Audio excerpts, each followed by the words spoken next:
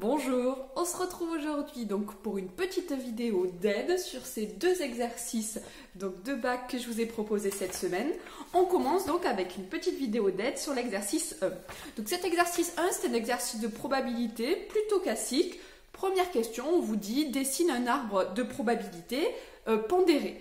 Pondéré, ça veut dire que là où il y a des branches, vous devez, si vous le pouvez, mettre la probabilité qui correspond. Voilà, ici vous allez pouvoir remplir 1, 2, 3, 4 valeurs sur les branches. Et puis il y a 2 valeurs que vous ne connaissez pas, puisque vous n'avez pas d'informations sur les gens qui n'ont pas regardé le match. Voilà, ceux-là, ils n'ont pas regardé le match, vous savez combien il y en a. Mais par rapport, donc ces gens-là, est-ce qu'ils ont regardé l'émission d'après-match ou pas? Ça, vous ne le savez pas. On vous dit que ça se note X dans le texte pour ceux qui n'ont pas regardé le match mais qui regardent l'émission.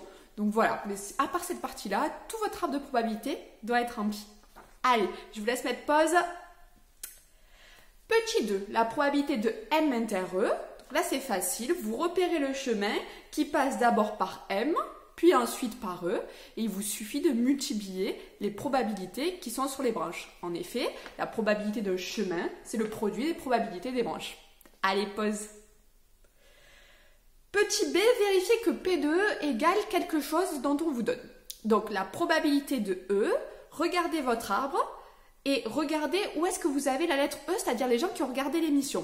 Vous allez voir normalement qu'il y a 2 chemins.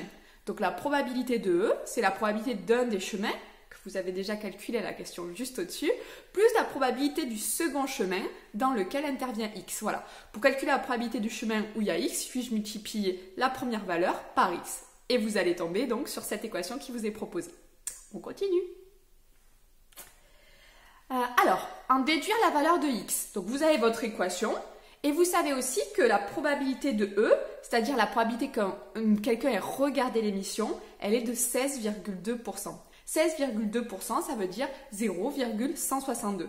Donc, il vous suffit de mettre à égalité, vous faites passer les nombres d'un côté, les x de l'autre, vous divisez comme vous faisiez au collège et vous allez tomber donc sur la valeur de x. Allez, pause. Petit 4. Ah, enfin une question qui concerne ce qu'on a traité cette année, donc je suis plutôt contente. On vous dit, le téléspectateur interrogé n'a pas regardé l'émission. Quelle est la probabilité qu'il ait regardé le match ? Donc ici, nous avons une probabilité conditionnelle. Voilà, si vous voulez, vous pouvez mettre en pause, revoir votre cours, revenir après.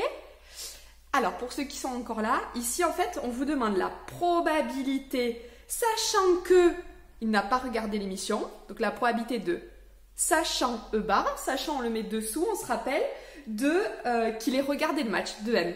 Donc, on vous demande la probabilité de M, sachant E bar.